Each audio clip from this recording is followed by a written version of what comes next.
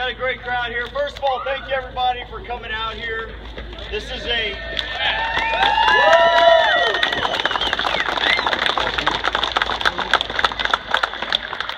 Today's a very historic day for Texas.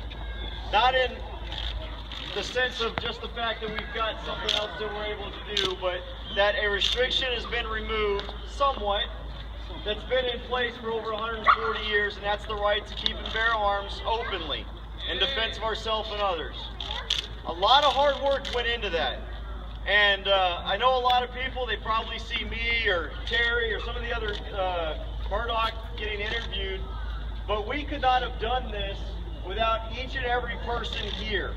Without the people that made the phone calls, the people that came up to the Capitol and talked to the legislators, the people that sent the emails, the people that walked the streets.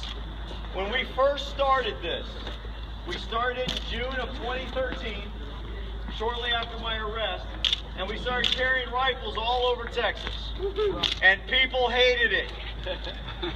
We were told that we're hurting the cause.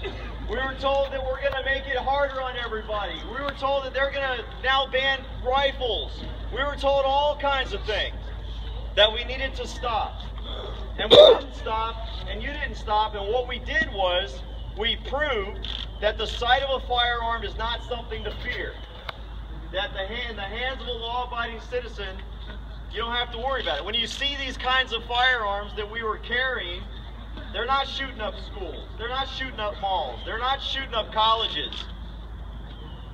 They weren't shooting up anybody. And I'm going to make a prediction here today. There's a lot of guns around me right now. I don't feel afraid at all. I think this is the safest place in Texas right now.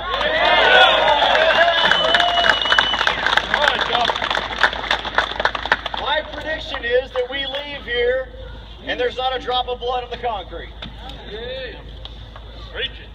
So what I wanted to do, other than thanking you all for coming out here, I want to briefly kind of go over what the law really means. I think everybody here knows, but really what you can and cannot do. And for those that are here more out of curiosity that aren't necessarily a part of the rally, I want you to understand what you can expect.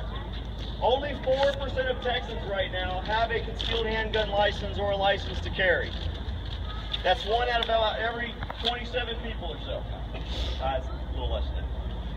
But the number of those people who are going to open carry is very minimal as well. And then those that do open carry aren't going to always open carry. I'm not going to always open carry. I just want that right. And so what you're going to see out in public, really you're not going to see. And when you do, it's not going to be a big deal.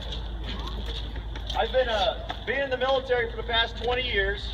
Every state that I've been to had open carry, even California, because that was a recent change, they banned open carry. But every state that I was stationed in had open carry, and never once did I have a problem or did anybody get afraid or call the police on me. One time in Walmart, I had a guy come up to me while I was in the toy section with my son and said, "Hey, have you had any problems with your open carried handgun?" I said, "You're the first person that's ever said anything to me." That's exactly what it's going to be like in Texas. I think that Texans are just as responsible, just as capable, just as law-abiding as 44 other states that allow some form of open carry. I don't understand why everybody is flipping out, because Texas is one of the last few states to have this law put in place, and it's just not a problem everywhere else. Like we say, it's safe everywhere, it's going to be safe here.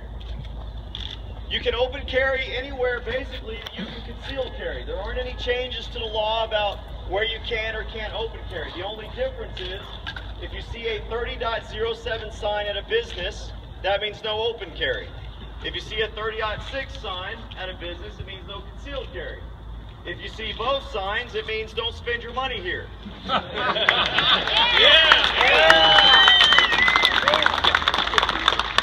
I'm sorry. 30.7 for open, 30.6 for concealed. I think you got it right.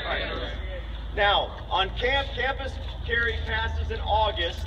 That is the only difference. You cannot open carry anywhere on a college campus. That includes the parking lots, the sidewalks.